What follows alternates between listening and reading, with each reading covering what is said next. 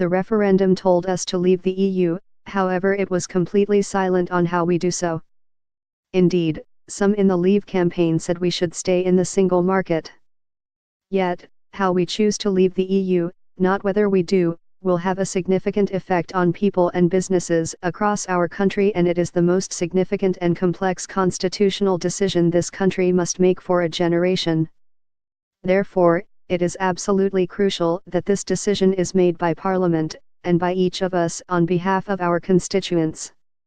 Anything else would be an abdication of our duties as MPs.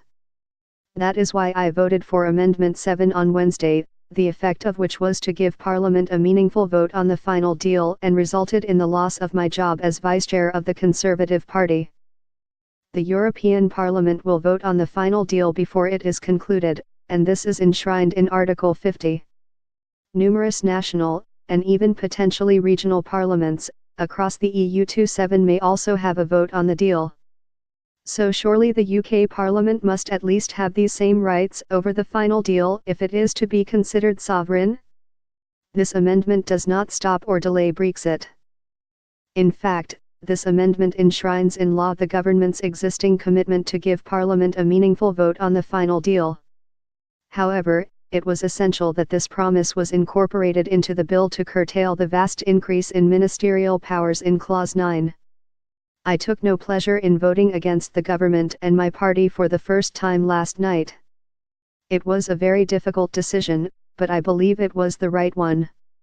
There did not have to be a rebellion, it was completely avoidable.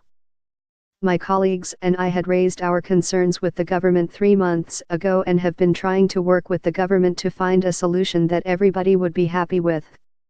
In the end, the minor concessions offered 15 minutes before the vote unfortunately failed to address the issues being raised.